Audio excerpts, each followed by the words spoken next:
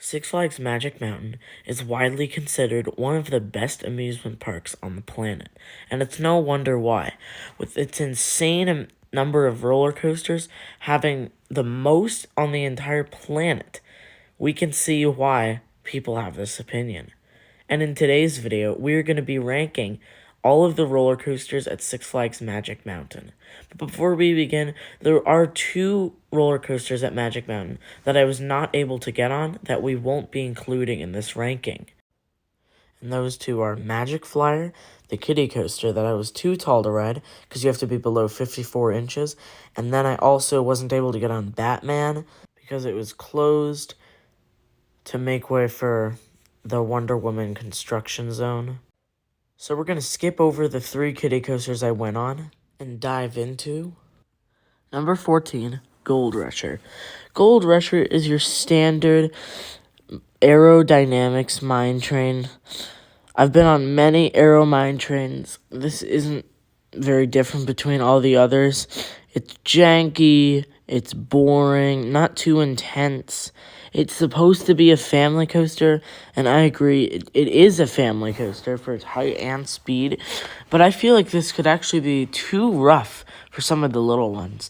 It has a height of 70 feet, speeds of up to 35 miles per hour, and 2,590 feet of track. And it opened in 1971. The only thing I really admire about Gold Rusher is how it interacts with the close by terrain. That's really the only thing I enjoyed on Gold Rusher. Yeah, that's why it's in the 14th spot. Coming in number 13 is another terrain coaster called New Revolution. This coaster actually has a lot of history behind it. It's an ace landmark, and I'm pretty sure it actually had the first modern-day loop, which is really cool. And this is another terrain coaster, but just because it has a lot of history behind it doesn't mean it's very enjoyable. This coaster is pretty boring and a little bit rough. First off, I really don't like the restraints on this. And there's a lot of other reasons I wouldn't re-ride this, but I really do like the fact that it has a lot of history behind it, and I really don't think Six Flags Magic Mountain should ever close this. It's one version, which is the loop. It's 113 feet with 55 miles per hour as its top speed. And yeah, they really shouldn't remove this ever, since it is a piece of history to the park. But it was a one and done for me. Another one and done for me was Viper at number 12, which is a gigantic aero looping coaster standing at 188 feet going 70 miles per hour with 7 versions. You're probably thinking, why wouldn't you love this roller coaster? Aerodynamics. That's the exact reason. Aerodynamics coasters, especially the looping ones, most of their coasters, are known to be pretty janky. The track profiling isn't done very well, and I mean, this is a very old manufacturer we're talking. I mean, this opened in 1990. The track profiling isn't that great.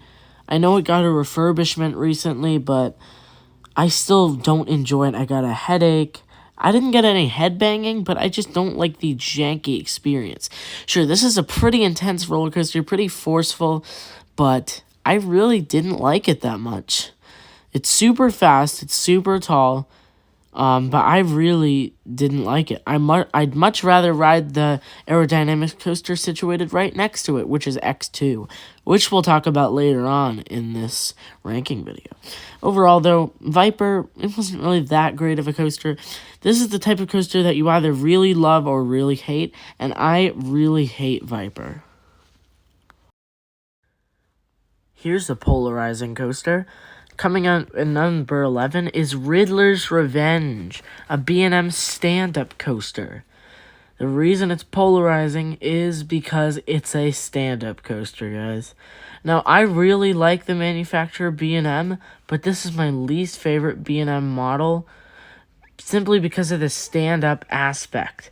I hate all stand-up coasters. While this is the best one I've ridden, the least painful, I still don't like these roller coasters because of the stand-up restraint system. Sure, if they can fix that restraint system, make it more comfortable, I'll like standing up on these roller coasters. But with that restraint system, it's really uncomfortable and oftentimes painful. There's also a bunch of headbanging. I heard for their new surf coaster, they're coming up with a different stand-up design. But until they do that, I'm not really going to be going on these stand-up coasters unless it's just for the credit, which was what I did for Riddler's Revenge. It was a one and done. It's 156 feet, 65 miles per hour, and 4,370 feet of track with 6 inversions. So pretty good stats, but not a pretty good coaster. Here's another bad coaster, Goliath, which is a Giovanola hypercoaster standing at 235 feet. And I know what you guys are thinking right now. If you're not familiar with this coaster, how could you put a 235-foot ginormous hypercoaster in the 10th spot? Let me tell you guys, this is a waste of a hypercoaster. This coaster literally delivers no force. It is a 255-foot drop at 60 degrees. Come on, what were they thinking? 60 degrees? I mean, come on. That's a joke, right? 60 degrees? That is a shallow drop. And it goes 85 miles per hour, which is pretty fast. Very fast, actually. But there is literally no force on this coaster. On that drop, you get no airtime. And that mid-course, after the turnaround, there's an airtime hill, which you don't get airtime on. Then the mid-course comes in. The mid-course pulls you to a halt. Guys, this is just a waste of a hypercoaster. I've been on so many great hypercoasters, even the rough runs. This is my least favorite traditional hypercoaster. Okay, so now you guys are probably really confused. Not only did I put a gigantic hypercoaster at number 10, but I'm putting an aero suspended coaster above it. Oh my gosh, what is wrong with me? Let me explain.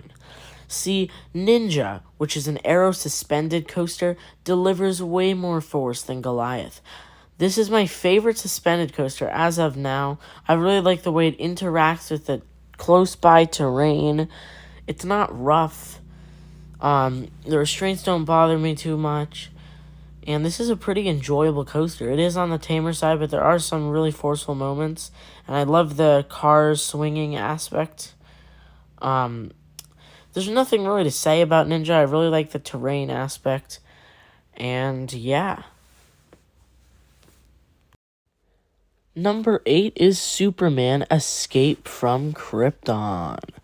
This is an Intamin reverse freefall shuttle coaster that opened in 1997. It's 415 feet tall and goes 100 miles per hour. So you're probably thinking, why isn't it higher up on the list? This is a boring roller coaster. That's why. Okay, it's not boring, but it's not the best. For starters, all it is the launch. It goes up the tower, and then it free falls backwards. And you're probably thinking, oh, wow, that sounds super fun and thrilling and stuff. It's not really that thrilling because the launch isn't very powerful. The launch is 0 to 100 in about 8 seconds, which is not a very fast acceleration rate. And on top of this, the restraints are very restricting, and you don't feel free since they are over-the-shoulder restraints. So that is why Superman is at number 8. Now comes Scream, a B&M floorless coaster. If you guys didn't know, Scream is a mirror image of Bizarro, or now Medusa, at Six Flags Great Adventure. And I honestly would rather ride Medusa than Scream, because Scream is a little bit rough, and I did get more headbanging on Scream than I thought I would. I was just really underwhelmed when I got off Scream. But I really do like floorless coasters. I really do. They're really fun. This one's pretty fun. It's not my favorite one, but it's definitely up there.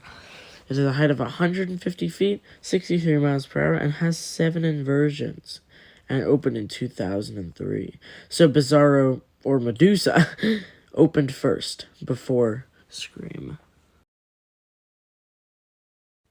Number 6 is Apocalypse, a GCI wooden coaster standing at 95 feet with a top speed of 50 miles per hour. And just like Ghost Rider at Knott's Berry Farm, I really like Apocalypse. This is a great GCI. While it is a little rougher, I still really enjoy this coaster. It's really intense. There are some great airtime moments on this coaster. It's non-stop. It never lets up. It's an awesome roller coaster. I'm pretty sure it actually got redone recently. I'm not completely sure, though. And it's 2,877 feet long. And I just love that station flyby that it has, where the track literally goes straight through the station. So you literally shoot straight through the station. So if you're waiting in line in the station, you can actually see the entire train just shoot right by. Number 5 is West Coast Racers, a Premier Rides dueling launched roller coaster. This is 67 feet tall, 55 miles per hour, and that's not very impressive. But I love the aspect of this coaster. This is a dueling coaster, and unlike a lot of dueling coasters, this one actually duels every time. With the way they have the station set up, this coaster duels every single time. But that's honestly really the only thing I like about West Coast Racers, is the dueling. Everything else is just not that great. Sure, I like the layout. It is tamer. It's not so intense. It is Premier Rides. You can't expect the most intense thing ever. But the real thing that's super bad about this coaster is the restraints. I don't like the restraints it has. It has comfort collars, which are completely unnecessary. A full in-depth review is coming out of West Coast Racers soon. I can't get into it too much because we still have a couple more coasters to get through. But watch that when it comes out if you want to hear more of my opinion on this coaster. But let's move on to the next coaster. Number 4 is another Premier Rides coaster, but a good one this time that I don't mind the restraints. The restraints are a little crammed, but they don't have comfort colors. This is a Premier Ride Skyrocket 3. And this coaster launches you from 0 to 70 miles per hour. And it features the world's tallest loop at 164 feet. At the top of that loop, you get crazy hang time. The launch isn't the most forceful, but I still do enjoy the launch. Then it has a dive drop, a dive loop or whatever. And then you do a reverse launch, but you never make it back to the loop. Then you do another launch, so you already get a lot of hang time on that loop. Then you turn, you go into the dive loop, then you go into this tunnel, you launch backwards, and then you launch forwards over the top of the loop. So this is a two-sided loop, two-sided track, and then going into the brakes, you get a crazy pop of ejector. Alright guys, coming in third is a legendary flying coaster by B&M called Tatsu. This towers 170 feet, going 62 miles per hour, and has 3,602 feet of track. Guys, the reason I love this coaster is because of how forceful it is and because of how it interacts with the terrain. Tatsu is 170 feet, but it's a 111-foot drop, and it just interacts with these hills and with these, not really mountains, but it's in a mountainous area. And this is just such a crazy coaster, guys. This is my third flying coaster, and it is for sure my favorite. It's so forceful, especially at the bottom of that final pretzel loop. You get some insane forces there, causing me to gray out, and some people to even black out. So overall, Tatsu, a crazy B&M flying coaster. Definitely one of my favorite coasters of all time. Now, time to talk about the legendary X2. The only reason X2 is not my favorite coaster at Magic Mountain is for one reason: the seat rotations. But before we talk about why I don't like X2, let's first talk about why I do. This is the most insane roller coaster I have ever ridden, guys. As a coaster enthusiast, I can say out of that 60, I don't know exactly, but out of all those coasters I've been on, this is the most insane one I've ever experienced. This thing is just crazy. It's unpredictable, it's disorienting, but I like it for that. Just take a look at that drop. That is crazy, guys. Like, come on. That is insane. And the only thing I don't like is the seat rotations. They can be janky at times, but overall, I really, really, really like X2. And number 1, of course, it's an RMC hybrid coaster, Twisted Colossus. Twisted Colossus is a crazy roller coaster, the classic RMC, except it's dueling. This is a dueling RMC, guys. There's 2 coasters against each other. Now, it is rare to get a ride where they are dueling, but with a ride where they are dueling on Twisted Colossus, it is just crazy. The airtime is intense. I just find this coaster super intense, guys. This is one of my favorite RMCs for sure. I love the dueling. I love almost every aspect about it. The only thing I can complain about is the way the seatbelts are designed and how they have jagged edges. And that this is a parking lot coaster, but overall, this is the best coaster at Six Flags Magic Mountain. It is super smooth, it's really intense, the airtime is crazy, and you get to do both sides. So, that'll conclude my ranking of every roller coaster I've been on at Six Flags Magic Mountain. Why don't you guys tell me in the comments if you've been on every coaster at Six Flags Magic Mountain, how you would rank them, if you agree with me, if you disagree with me, where you would place X2 in your rankings.